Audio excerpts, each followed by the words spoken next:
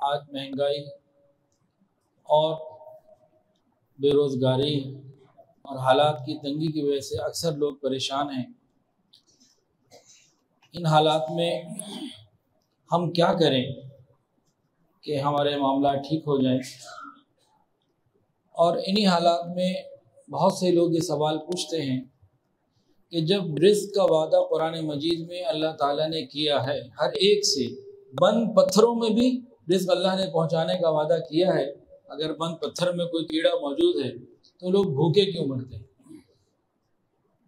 تو یہ سوال پوچھتے ہیں۔ انٹرنیٹ پہ اس طرح کے سوالات آتے ہیں کہ جب اللہ رب العزت نے وعدہ کر لیا اور اس کا وعدہ سچا، بند پتھروں میں بھی وہ رزق پہنچانے کا وعدہ کر رہا ہے، ذمہ داری لے رہا ہے، اور لوگ بھوکے مر رہے ہیں، تو یہ دونوں باتوں میں اتنا فرق کیوں ہے؟ تو اس سوال کا جواب ذرا غور سے سن لیجئے۔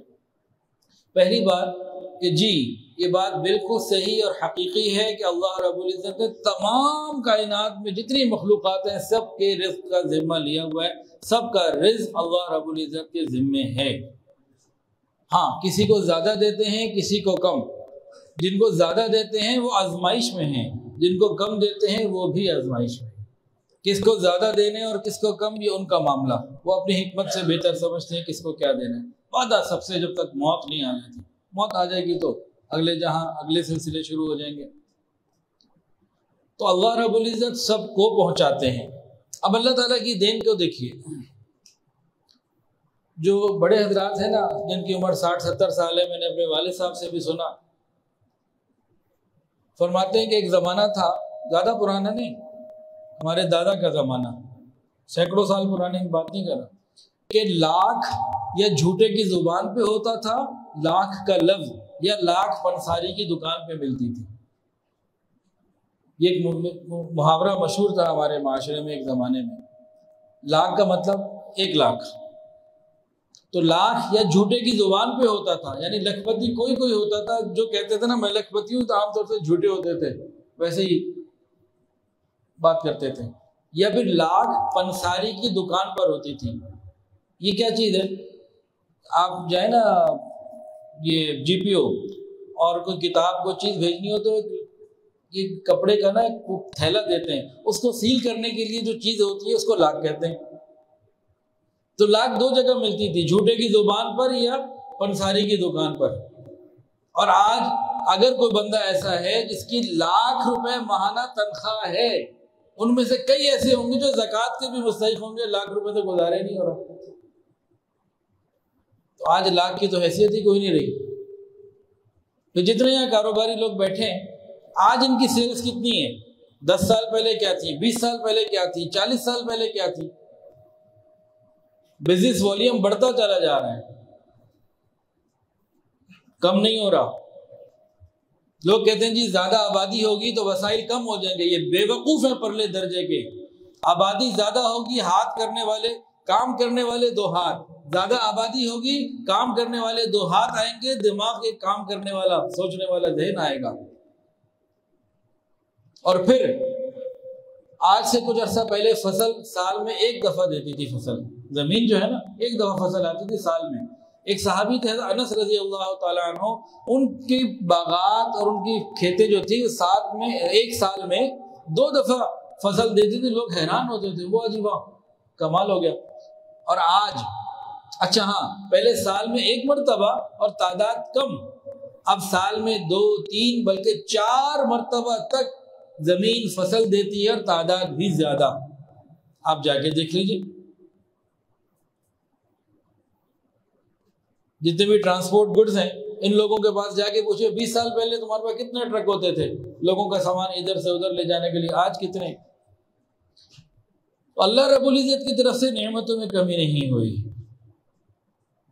اللہ کا وعدہ سچا ہے۔ معاملہ خراب کہاں سے ہو رہا ہے اس کو دیکھنا ہے۔ شکوہ اللہ سے نہیں بنتا، ہمارا ہم سے، ہمارے اپنے آپ سے بنتا ہے، یا پھر حکومت وقت سے بنتا ہے، جو ذمہ دار لوگ، سرمایہ دار لوگ، ان سے بنتا ہے، اللہ سے نہیں بنتا۔ اللہ تعالیٰ نے تو سب کی ضروریات کے لیے جو تھا اس سے زیادہ اتار دیا۔ اب اگلے معاملات جو خراب ہوتے ہیں وہ کہاں خراب ہوتے ہیں، ان پہ غور کرنے کی ضرورت ہے۔ جب معاملہ انسان کے ہاتھ میں آئے نا تو تقسیم اور ترسیل اس میں پھر اس نے ڈنڈی ماری، سرمایہ دارانہ نظام، ہر چیز چند خاندانوں تک، چند لوگوں تک محدود کر دینا، ذخیرہ اندوزی کے نئے نئے طریقے آ چکے ہیں۔ پہلے تو ذخیرہ اندوزی کے لیے کیا ہوتا تھا کہ بھی گندم اجناس آئیں، اس کو سادہ طریقوں سے وہ ذخیرہ اندوزی کر لیا کرتے تھے، سال 2 سال تک نہیں اس کو لے کے چل سکتے تھے۔ اب ایسی دوائیاں آ گئی ہیں کہ لانگ رن اس کو ذخیرہ رکھا جا سکتا ہے۔ اس کے علاوہ کولڈ اسٹوریج بن گئے، پھر نئی شکلیں آ گئی ہیں۔ آم کو کرنا ہے اس کا پلپ کر لیا، اور کوئی چیز ہے اس کے اندر سے کوئی قیمتی چیز نکال کے اس کو ذخیرہ کر لیا، تو یہ چیزیں آ گئی۔ یہ غلطی وہ انسانوں کی ہے کہ خوف خدا نہیں رہا، یہ اس طرح کے معاملات آ گئے۔ اور اگلی بات، عوام کی بھی بہت جگہ پہ غلطیاں ہیں۔ بہت سارے طبقے میں جتنے بیٹھے ہیں نا، جو جوائنٹ فیملی سسٹم سے رابطہ رکھتے ہیں، تعلق رکھتے ہیں، وہ تو ابھی کھڑے ہو کے بھی کہ میں ان سے گواہی لوں تو سارے کھڑے ہو کے گواہی دے دیں گے، ورنہ میں بہت محتاط بات کر رہا ہوں، ہر دوسرے اور تیسرے گھر کے اندر کوئی نہ کوئی ہڈ حرام موجود ہے، کام ہی نہیں کرتا، محنت ہی نہیں کرتا۔ یہ لفظ برا ہو تو معذرت۔ اس کے علاوہ آج کی نوجوان نسل شارٹ کٹ چاہتی ہے، جو کام بڑوں نے 20-30 سال بعد جا کے حاصل کیا، وہ کہتے ہیں آج ہی ملے اور ابھی ملے، حلال ملے حرام ملے، بس شارٹ کٹ چاہیے، تحمل مزاجی نہیں، محنت پوری نہیں کرتے، دیانت داری سے محنت نہیں کرتے۔ آپ کے گھر میں اے سی خراب ہو جائے، کوئی ایماندار میکینک، گیس خراب ہو جائے کوئی ایماندار میکینک، کوئی پلمبر کا کام ہو ایماندار پلمبر، شارٹیج ہے سب کے پاس، نہیں ملتے۔ تو ایمانداری کے ساتھ پوری محنت کرنے کا جذبہ یہ ختم ہو گیا، یہ ایک بہت بڑی وجہ ہے۔ ماں باپ کے فون آتے ہیں، مجھ سے تو الحمدللہ بہت سارے لوگ بیٹھے ہیں، مائیں روتے ہوئے فون کرتی ہیں کہ بچہ نشہ کر رہا ہے، فلاں چیز پی رہا ہے، فلاں دوستوں میں چلا گیا اور کچھ کام نہیں کرتا۔ یہ گھر کی کہانی، ہمارے معاشرے میں ایسے بے شمار گھر ہیں، اور جتنے جوائنٹ فیملی سسٹم والے ہیں اگر میں کھڑا کروں تو سب کہہ دیں گے ہاں آپ ٹھیک کریں۔ تو ایک یہ مسئلہ بھی ہے، مسئلہ ہمارے اندر ہے۔ دوسرا مسئلہ، ایک سرمایہ دارہ نظام کی بات ہوگی۔ تیسرا مسئلہ وہ کیا ہے؟ حکومتی انتظامات کا درست نہ ہونا، ظالم جابر اور نااہل حکومت کا ہونا، اور نااہل لوگوں کا عہدوں پر بیٹھ جانا۔ جو حکومت کا سرمایہ ہے، بجائے کہ وہ عوام پر لگے، وہ اشرافیہ پر لگتا ہے۔ اس کے بعد اگلا مسئلہ، سودی نظام، اس میں عوام ہو یا حکومت، یہ سارے کے سارے ایک ہی اس میں ہے، ایک ہی پلڑے میں ہے۔ تو اللہ رب العزت کی طرف سے نعمتیں کم نہیں ہوئی، بڑھ رہی ہیں۔ جب ہمارا معاملہ آیا، ہم نے اس معاملے کو پھر اپنی مرضی سے استعمال کیا، اللہ کے احکامات کو چھوڑا۔ عوام نے عوامی سطح پر، انفرادی سطح پر، اجتماعی سطح پر اور حکومتی سطح پر، ہر سطح پر ہم نے جو غلط کر سکتے تھے اللہ کے حکم کے خلاف وہ کیا۔ پھر اس کے نتائج تو پھر یہی آئیں گے کہ لوگ بھوک سے بھی مریں گے، انصاف بھی نہیں ملے گا، اور یہ معاملات آئیں گے۔ یہ تو معاشرے کا ایک رخ تھا جو آپ کے سامنے ذکر کیا۔ اب حل کیا ہے؟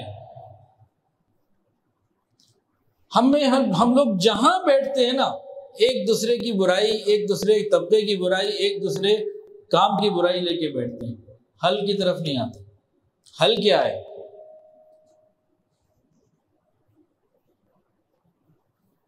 ہم سب دوسروں کی برائیاں کرتے رہیں تو اس سے حل نہیں نکلے گا، مسئلہ ٹھیک نہیں ہوگا۔ ایک بیمار مریض پڑا ہوا ہے، ایک کہہ رہا ہے اس کے پیٹ میں درد ہے، دوسرا کہہ نہیں کان میں ہے، تیسرا کہہ نہیں اس کی ٹانگ میں ہے، کیسے نہیں اس کے دماغ میں، کہ نہیں اس کی تو گھٹنے میں، یہی باتیں چل رہی ہیں۔ بھائی حل کیا ہے؟ اس کو کھڑا کیسے کرنا ہے؟ تو جناب عالی، جو اپنی معیشت کھڑی کرنا چاہتے ہیں، انفرادی یا اجتماعی، ہم جتنے لوگ یہاں بیٹھے ہیں، جو یہ چاہتا ہے کہ اس کے رزق کے مسئلے حل ہو جائیں، اس کی معیشت ٹھیک ہو جائے، زندگی سکون میں آ جائے، تو پھر وہ نسخہ سن لے اور سمجھ لے اور عمل کرے۔ ہم سن لیتے ہیں، کچھ سمجھ لیتے ہیں، عمل بالکل نہیں کرتے، تو غلطی ہماری ہے۔ اب ذرا خطبے میں جو 2 آیتیں پڑھی گئیں، ایک تھی وَهُوَ يَتَوَلَّى الصَّالِحِينَ، وَهُوَ يَتَوَلَّى الصَّالِحِينَ، اللہ تعالیٰ سرپرست ہیں صالحین کے، اللہ تعالیٰ سرپرست ہیں نیکوکار لوگوں کے، متقی لوگوں کے۔ اور دوسری آیت پڑھی تھی الیس اللہ بکاف عبدا، کیا اللہ تعالیٰ اپنے بندے کے لیے کافی نہیں؟ اب ان دو آیات کے ذیل میں اگلی باتوں کو سنیں اور سمجھیں۔ پہلی بات کیا بتائی تھی؟ اللہ تعالیٰ نیکوکاروں کے کیا ہیں؟ سرپرست۔ سرپرست کون ہوتا ہے؟ سرپرست وہ ہوتا ہے جس کی سرپرستی وہ لے رہا ہے اس کی ہر ضرورت کو پورا کرنے کا ذمہ دار ہے، وہ سرپرست ہوتا ہے۔ اس کے نفع نقصان کا ذمہ دار بھی وہ ہوتا ہے۔ سرپرست کے اندر دو صفات ہوتی ہیں، جس کی سرپرستی وہ لے رہا ہے، جس کو وہ اون کر رہا ہے، اس کی تمام ضروریات کو پورا کرنا یہ سرپرست کی ذمہ داری ہے۔ اس سے کوئی کمی کوتاہی ہو جائے، نفع نقصان ہو جائے تو سرپرست اس کو اون کرتا ہے کہ ہاں یہ میرا ہے، یہ نفع ہے یا نقصان ہے، میں اس کو پورا کروں۔ یہ بات سمجھ میں آ رہی ہے؟ اب آگے دیکھیں، باپ والد یہ اپنی اولاد کا سرپرست ہوتا ہے۔ اس کو رزق کا مسئلہ ہے، اس کو لباس کا مسئلہ ہے، تعلیم کا مسئلہ ہے، صحت کا مسئلہ ہے، رہائش کا مسئلہ ہے، یہ ساری ذمہ داریاں آپ پوری کرتے ہیں کہ نہیں کرتا؟ کیوں؟ وہ سرپرست ہے۔ پھر یہ بچہ کہیں گلی میں گیا، برابر والوں کی اس نے جناب کھڑکی میں سے شیشہ توڑ دیا، تو برابر والا کسے بلاتا ہے؟ گلی میں ہوتا نا، بچے کھیل رہے ہیں، کسی کی جا کے بال لگ گئی، شیشہ ٹوٹ گیا، تو آتے نا بھائی، تو سرپرست اس کو ذمہ داری لیتا ہے، پیسے دیتا ہے، اچھا بھائی یہ پیسے لے لو بھائی، کام کرا لو، ایسا ہوتا ہے۔ اس کو سرپرست کہتے ہیں۔ یہ ضروریات پوری کرنا اور نفع نقصان کی ذمہ داری بھی اون کرنا، یہ ہوتا ہے سرپرست۔ اب اگلی بات اور سمجھیں، فطرت انسانی فطرت یہ ہے کہ سرپرست کی موجودگی میں انسان کو کوئی پریشانی نہیں ہوتی، اطمینان ہوتا ہے۔ فطرت انسانی کیا ہے؟ اگر کسی کے سر کے اوپر کوئی سرپرست موجود ہو وہ پرسکون ہوتا ہے، بے فکر ہوتا ہے۔ یہ بات بھی سمجھ میں آ گئی؟ اس کو ایک مثال سے بھی سمجھ لیں۔ ایک بچہ تھا، اسکول گیا، مدرسے گیا، اس کا کلاس فیلو تھا، اس نے کہا میں تو حج پہ جا رہا ہوں۔ کلاس فیلو ذرا سمجھدار تھا، اس نے پوچھا پاسپورٹ بنوا لیا؟ کہتے ہیں نہیں۔ ٹکٹ لے لیا؟ کہتے ہیں نہیں۔ ریال ہے تمہارے پاس؟ کہتے ہیں نہیں۔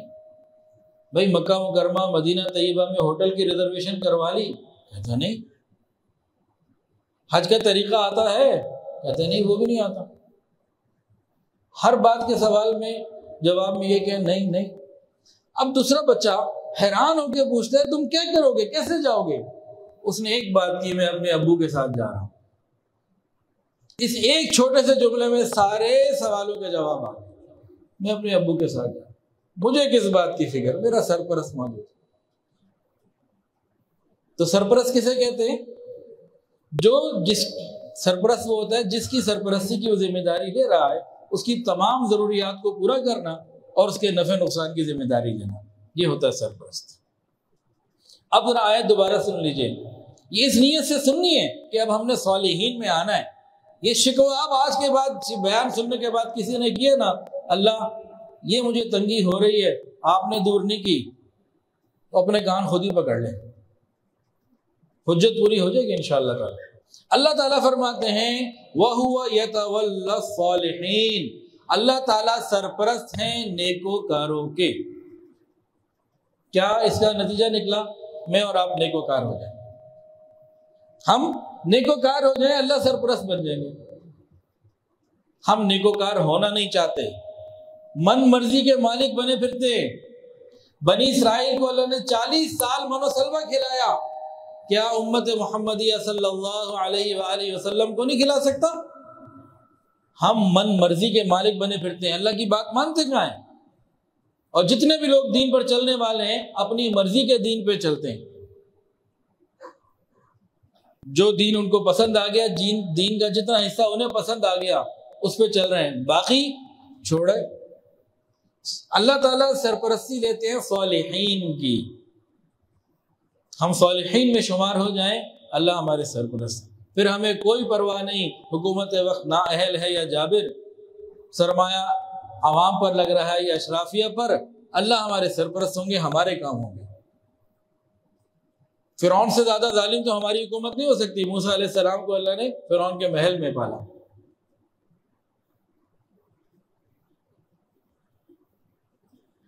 ہماری طرف سے دیر ہے، ہم صالحین میں کب شمار ہونا چاہتے ہیں؟ اصل میں ہم آنا ہی نہیں چاہتے. ہم 100% شریعت پر عمل کرنا ہی نہیں چاہتے. کل رات کو ایک دعوت تھی ایک جگہ پہ، وہاں پہ سپریم کورٹ کے کئی بڑے بڑے ایڈوکیٹس بیٹھے ہوئے تھے، مختلف باتیں ہو رہی تھیں. تو مجھ سے بھی انہوں نے کوئی سوال جواب کیے، بات چیت ہوتی رہی. تو وہاں ایک جو ایڈوکیٹ تھے انہوں نے کہا کہ حافظ صاحب آپ کو معلوم ہے کہ سیف سٹی جو یہاں بنا تھا یہ کیوں ختم ہو گیا؟ نظام پہ بات ہو رہی تھی، مختلف باتیں ہو رہی تھی، یہ کیوں ختم ہو گیا؟ پھر انہوں نے بتایا، بقول ان کے کل رات کو انہوں نے بتایا، انہوں نے کہا جی بات یہ ہے کہ جب لوگوں کے گھروں میں چالان پہنچے، وہ موٹر سائیکل والا تھا یا سوزوکی گاڑی والا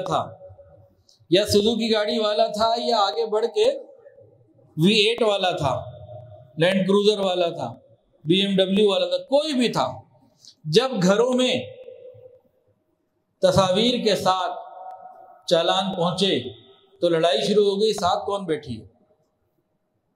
موٹر سائیکل والا غریب آدمی تھا تو اس کی بیوی ماں بہن نے کہا تیرے ساتھ کون بیٹھی ہے؟ یہ تصویر ہے. اور گاڑی والا وہ سوزوکی تھی یا ٹویوٹا تھی یا کوئی بڑی گاڑی تھی، تو وہاں گھر میں تیرے ساتھ کون بیٹھی ہے؟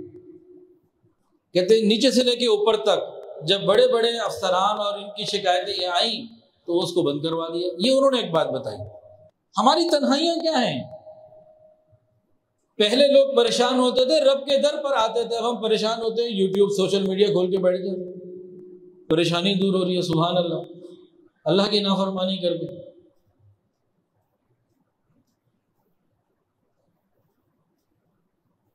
ہم ٹھیک ہونا نہیں چاہتے، مسئلہ یہ ہے. ہاں اگر ہم ٹھیک ہو جائیں گے تو ہمارے ساتھ کیا معاملہ ہوگا، یہ چند واقعات سن لیجئے. کیونکہ جو ٹھیک تھے انہوں نے نیکوکاری کی زندگی گزاری، اللہ تعالیٰ نے ان کی سرپرستی کی. وَهُوَ يَتَوَلَّى الصَّالِحِينَ، اللہ سرپرست ہے نیکوکاروں کا. وَلَن يَخْلِفَ اللَّهُ وَعْدَهُ، اللہ اپنے وعدے کے خلاف نہیں کرتا. وَمَنْ أَصْدَقُ مِنَ اللَّهِ قِيلًا، اللہ تعالیٰ سے زیادہ سچی بات کسی کی نہیں ہو سکتی. صالحین کا سرپرست وہ کل بھی تھا اور آج بھی ہے اور ہمیشہ رہے گا. ہم صالحین کے گروہ میں آ جائیں، ہمارے مسائل ہو جائیں گے حل.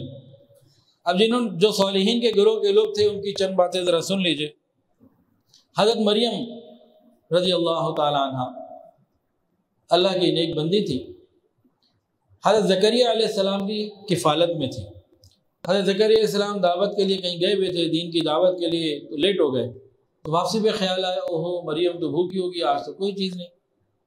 اب جب اندر آتے ہیں، اللہ تعالیٰ نے قرآن میں فرمایا کلما دخل علیہا زکریا المحراب وجد عندہا رزقا، جب وہ اندر آئے زکریا علیہ السلام تو دیکھا رزق موجود. حیران ہو گئے، پوچھا یا مریم انا لکی ھذا، یہ کدھر سے آیا؟ بے موسم کا پھل تھا. وہ حیران ہو گئے. فرمایا قالت هو من عند اللہ، یہ اللہ کی طرف سے آیا ہے، وہ جسے چاہتا ہے بے حساب رزق دیتا ہے. ہم صالحین میں بنے تو اللہ تعالیٰ ایسے سرپرستی کرے. حضرت ابراہیم علیہ السلام کو حکم ہوا بیوی اور بیٹے کو ایسی جگہ چھوڑ دو جہاں کچھ بھی نہیں، نہ کھانے کو، نہ پینے کو، نہ جینے کو، نہ رہنے کو، کچھ بھی انہوں نے چھوڑ دیا. بیوی نے پوچھا آپ ہمیں یہاں چھوڑ کے جا رہے ہیں؟ خاموش رہے، دوبارہ خاموش رہے. تیسری دفعہ پوچھا کہ اللہ کا حکم ہے؟ تو سر ہلا دیا کہ ہاں اللہ تعالیٰ کا یہ حکم ہے. کہنے لگا اچھا حسبنا اللہ ونعم الوکیل، آپ جائیے، میرا اللہ مجھے ضائع نہیں کرے. اور پھر آب زمزم کا کنواں دیا اور اس کے بعد اگلے سلسلے چل پڑے. وَهُوَ يَتَوَلَّى الصَّالِحِينَ، اللہ تعالیٰ سرپرست ہیں نیکوکاروں کے، صالحین کے. ہم صالحین میں آ جائیں، سرپرستی میں ہم آ جائیں گے. ہم سرپرستی میں آ کے تو دیکھیں، وہ اللہ جو بنی اسرائیل کو 40 سال من و سلوہ کھلا سکتا ہے، امت محمدیہ پر رحمت کے دروازے کیوں نہیں کھول سکتا؟ آئے تو صحیح سرپرستی میں. انفرادی طور پر آئے، انفرادی طور پر معاملہ ہوگا. اچھا اللہ رب العزت جب نیکوکاروں کی سرپرستی کرتے ہیں تو پھر ان کی اولاد کی بھی سرپرستی کر لیتے ہیں. اس کے لیے بھی واقعہ سن لیجئے. سورہ کہف میں واقعہ موجود ہے. حضرت موسیٰ علیہ السلام اور حضرت خضر علیہ السلام یہ دونوں ایک بستی میں پہنچے. بستی والوں نے کھلایا پلایا کچھ نہیں, انہوں نے کہا بھوکے ہیں, انہوں نے کوئی خیال نہیں کیا, بے کرامی سے پیش آئے دونوں بزرگوں سے. خیر یہ جا رہے تھے تو آگے ایک دیوار گری ہوئی تھی, گر رہی تھی, کمزور تھی, خستہ, اس کو انہوں نے ریپیئر کر دیا, بنا دیا. حضرت خضر علیہ السلام نے ساتھ موسیٰ علیہ السلام ملے. موسیٰ علیہ السلام نے پوچھا کیوں بنائی؟ تو کیا جواب دیا تھا؟ وَكَانَ تَحْتَهُ كَنْزٌ لَهُمَا وَكَانَ أَبُوهُمَا صَالِحًا, کہ یہ دو یتیم بچوں کا خزانہ اس کے اندر موجود تھا. کنز لہما, دو لڑکوں کا خزانہ اس کے اندر موجود تھا. اور وہ کون تھے؟ جن کا وَكَانَ أَبُوهُمَا صَالِحًا, کہ جن کا باپ نیک تھا, صالح تھا. دو اللہ تعالیٰ نے اپنے پیاروں کو بھیجا, اتنے مقرب بندوں کو بھیجا کہ دو یتیموں کا کام کر کے آؤ اور ان کی پوری چیزوں کی کفالت کرو, سرپرست تو میں ہوں. اللہ تعالیٰ نے سرپرستی کیسے کی؟ دو اپنے پیاروں کو بھیجا, جاؤ ان کی دیوار بنا کے آؤ, اگر یہ گر گئی خزانہ ظاہر ہو جائے گا, لوگ لوٹ جائیں گے, لے لیں گے. ہم اس نیکوکاروں میں آئے, ہم صالحین کے گروہ میں آئے نا, اللہ ہماری بھی سرپرستی کریں گے, ہماری اولادوں کی بھی سرپرستی کریں گے. ایک اور واقعہ سن لیجیے. حضرت عمر ابن عبد العزیز رحمۃ اللہ علیہ کا نام تو ہم سب نے سنا ہوگا. ان کی جب وفات کا وقت قریب آنے لگا نا, تو ان کا کوئی رشتہ دار قریبی خیر خواہ آیا, کہنے لگا عمر تم نے اپنی اولادوں کے ساتھ اچھا نہیں کیا. تم سے پہلے جتنے خلیفہ تھے انہوں نے اپنی اولادوں کو مال دولت جاگیر سب کچھ دیا, آج ان کے پاس اتنا کچھ ہے, تمہارے نہ گھر میں کچھ ہے نہ اولادوں کے, تم اولادوں کو بڑے برے حال میں چھوڑ کر جا رہے. حضرت عمر ابن عبد العزیز رحمۃ اللہ علیہ نے سادہ زندگی گزاری, خود بھی صالح تھے, اولادوں کو بھی نیک اور صالح بنایا, تربیت ان کی خوب کی نیکی کے اوپر. اب جب کسی قریبی نے یہ کہا نا, تو انہوں نے کہا دیکھو اللہ رب العزت کا وعدہ ہے وَهُوَ يَتَوَلَّى الصَّالِحِينَ, اللہ تعالیٰ سرپرست ہے نیکوکاروں کے, میں نے انہیں نیکوکار بنایا ہے, ان کا سرپرست اللہ ہے, مجھے کس بات کی پرواہ. اور اگر یہ بدکار ہیں, نیکوکار نہیں ہے, غلط ہے, تو مجھے ان کو دینے کی ضرورت ہی کیا تھی؟ میں نے ان کو اللہ تعالیٰ کی سرپرستی میں دے دیا, اولاد کی تربیت ایسی کی ہے کہ یہ اللہ تعالیٰ کی سرپرستی میں آ گئے. اب ان کا سرپرست اللہ ہے, اللہ خیر کرے. ان کا انتقال ہو گیا. انتقال کے بعد جو اگلا خلیفہ بنا نا, اس کو اپنے گورنمنٹ کے بہت سارے معاملات کو دیکھنے کے لیے مختلف جگہ گورنر کی ضرورت پڑتی. اب گورنر کے لیے وہ دیکھتا ہے کوئی اچھا بندہ, ایماندار, تربیت یافتہ اور اہل کوئی بندہ ملے. وہ جب دیکھتا تو عمر ابن عبد العزیز رحمۃ اللہ علیہ کا بیٹا ملتا. ایک بیٹے کو ایک علاقے کا گورنر بنایا, پھر اس کو کچھ عرصے بعد ایک اور صوبے کے لیے گورنر کی ضرورت پڑی تو دوسرے کو بنایا, پھر کچھ عرصے کے بعد تیسرے صوبے کے لیے پڑی, تیسرے کو بنایا. عمر ابن عبد العزیز رحمۃ اللہ علیہ کے 11 بیٹے تھے. کچھ عرصے کے اندر وہ 11 کے 11 مختلف صوبوں کے گورنر بنے. جو بزرگ واقعہ لکھتے ہیں وہ آگے کہتے ہیں کہ ان سے عمر ابن عبد العزیز رحمۃ اللہ علیہ سے پہلے کے وہ خلفاء, وہ بادشاہ جنہوں نے اپنی اولادوں کے لیے بڑی بڑی جاگیریں چھوڑی اور مال اور دولت ان کو دیا, کہتے ہیں کہ میں نے جس وقت عمر ابن عبد العزیز رحمۃ اللہ علیہ کے 11 بیٹے 11 صوبوں کے گورنر تھے, میں نے ان لوگوں کو بغداد کی جامع مسجد کے سامنے بھیک مانگتے دیکھا ہے. بغداد یا دمشق کی جامع مسجد کے سامنے بھیک مانگتے دیکھا. اولاد کی تربیت صحیح ہو, صالحین میں شمار ہو, اللہ کی سرپرستی میں دے کے دنیا میں جائیں, اطمینان سے جائیں. مال دولت پلاٹ فیکٹری بزنس یہ سب دے دیا, اور اگر صالح وہ نہ بنے تو آپ کے لیے بھی قیامت کے دن جہنم میں جانے کا ذریعہ, خرابی کا ذریعہ بنیں گے. اور یہ کتنی دیر ان کا چلنا ہے یہ بھی اللہ ہی جانتا ہے. تو صالحین ہمیں بننے کی ضرورت ہے, تو اللہ تعالیٰ انشاءاللہ مہربانی فرما دیں گے.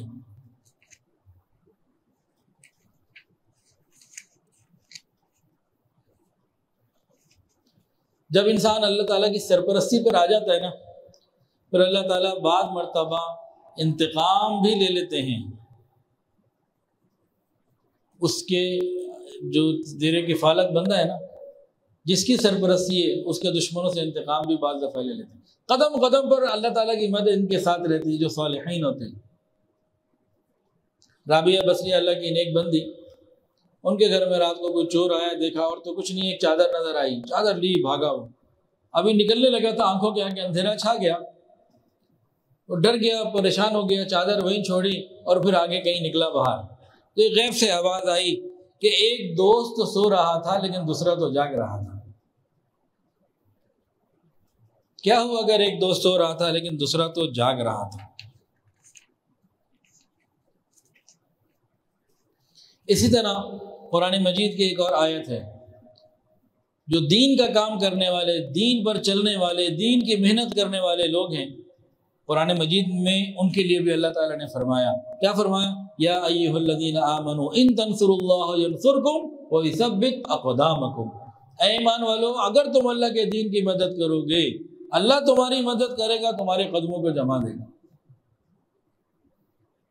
ہم دین کا کام کریں، ہم اپنے اوقات دین پر لگائیں، پھر دیکھیں اللہ تعالیٰ کیسے سرپرستی کا معاملہ فرماتے ہیں، مدد فرماتے ہیں۔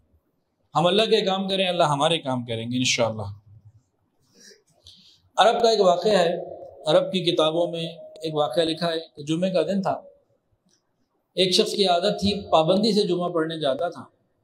اب جمعہ آیا تو اس نے تیاری کی جانے کے لیے، اس دن پتہ لگا کہ عین نماز جمعہ کے وقت جو ہے نا فصل کا پانی آج ملے گا، آج یہ ٹائم طے ہوا۔ بیوی نے کہا خدا کے لیے نماز جمعے کی نہ جمعے کی چھوڑ دے، گھر پہ پڑھ لے بھائی، پانی نہیں ملا تو فصل خراب ہو جائے گی۔ کہا نہیں، مجھے تو جمعہ پڑھنے جانا ہے، میں جاؤں گا۔ قدرتاً ان کا اونٹ ایک تھا، اس کی رسی کھلی، وہ بھی بھاگ گیا۔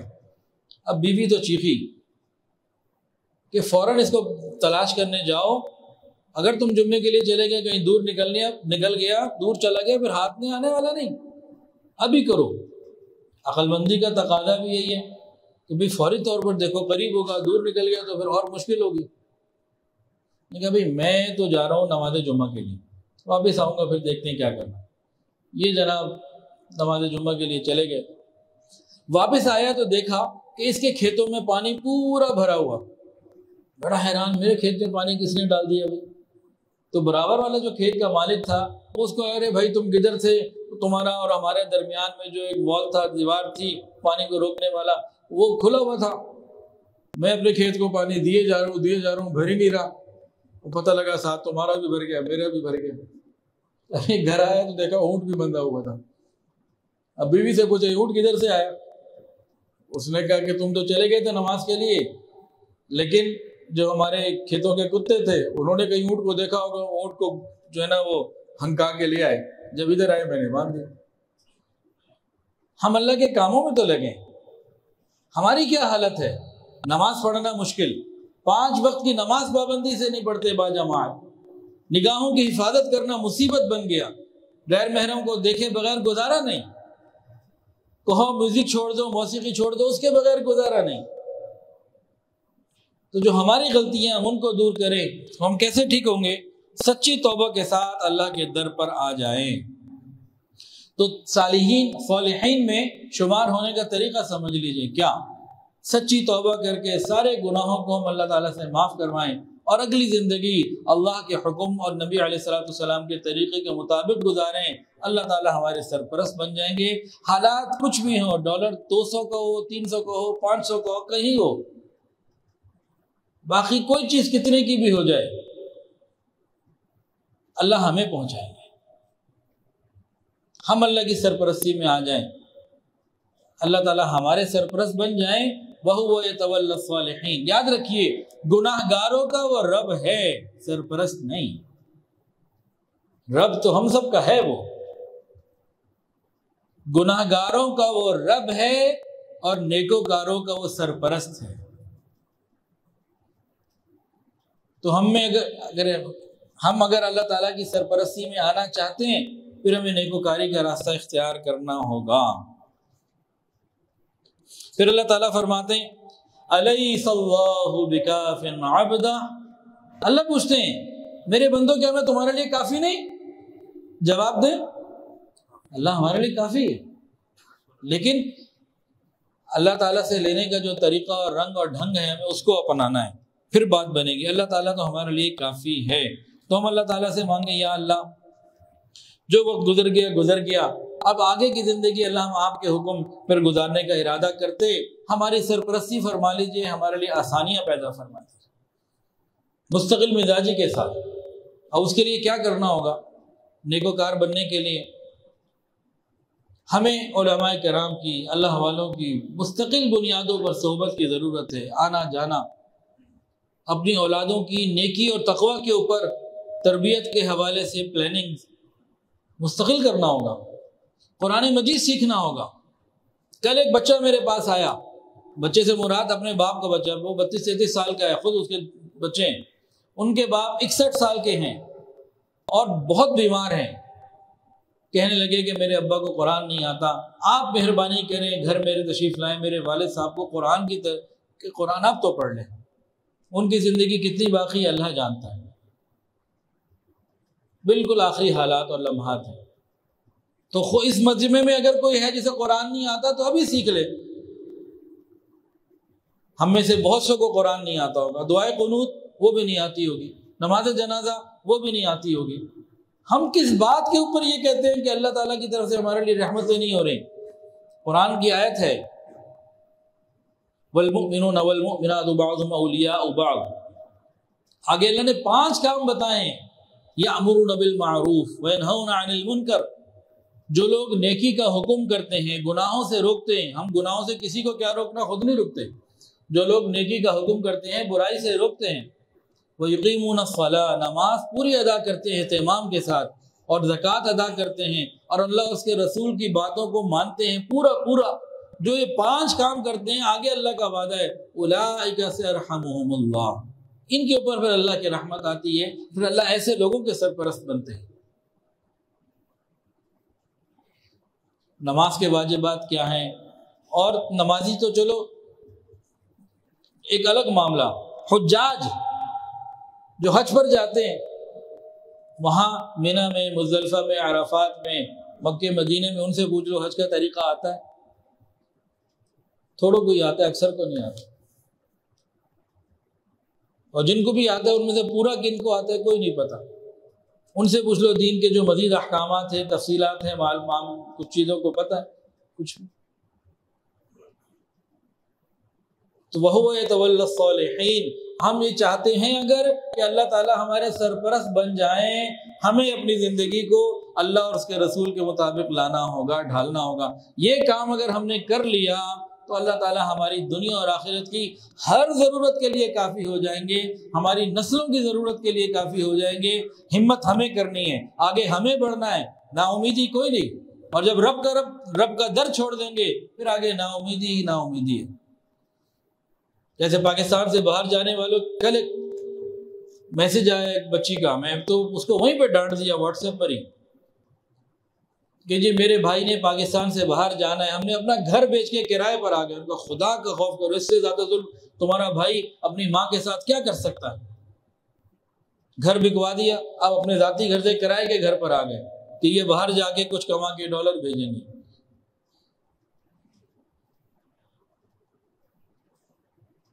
یہ جو باہر جانے والے ہیں نا، چند باتیں سن لیجیے، 1.5 منٹ میں پوری کرتا ہوں۔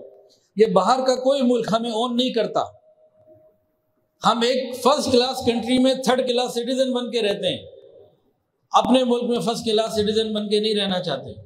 جب یہ دور چلے جاتے ہیں، حرام حلال غذا کا مسئلہ ہے، جب یہ دور چلے جاتے ہیں اپنے ماں باپ کے جنازے پہ بھی بمشکل ہی پہنچتے ہیں، اپنے خاندان، رواج، کلچر، یہ سب ان کو وہاں جا کے تنہائی کا احساس ہوتا ہے، ہر چیز سے ہٹ جاتے ہیں۔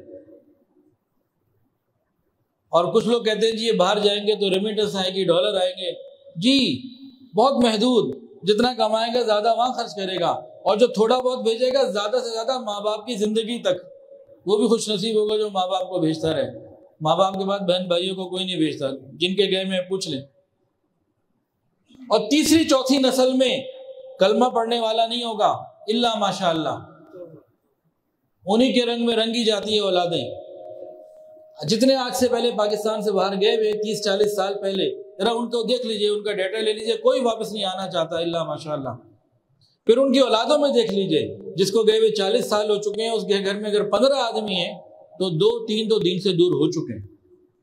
جس کے گھر میں جس کو گئے ہوئے 80 سال ہو چکے ہیں، وہاں آدھے سے زیادہ دین سے دور ہو چکے ہیں، اور تیسری چوتھی نسل میں کلمہ نہیں ہے۔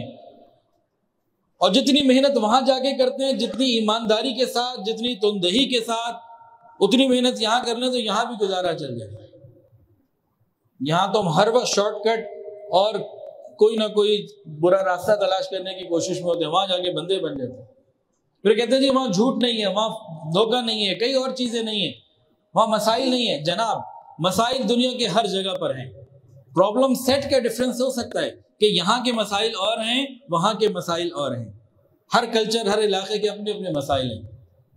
یہاں اگر کچھ مسائل ہیں وہ والے وہاں نہیں ہیں، اس کا یہ مطلب نہیں ہے کہ وہاں کوئی اور مسائل نہیں ہیں، وہاں بھی مسائل ہیں۔ تو یہاں سے ملک چھوڑ کے چلے جانا حل نہیں، رب کی ٹھنڈی چھاؤں میں آ جائیں، اللہ تعالیٰ کی سرپرستی میں آ جائیں، اللہ یہاں بھی عطا فرمائیں گے۔ آخر دعوانا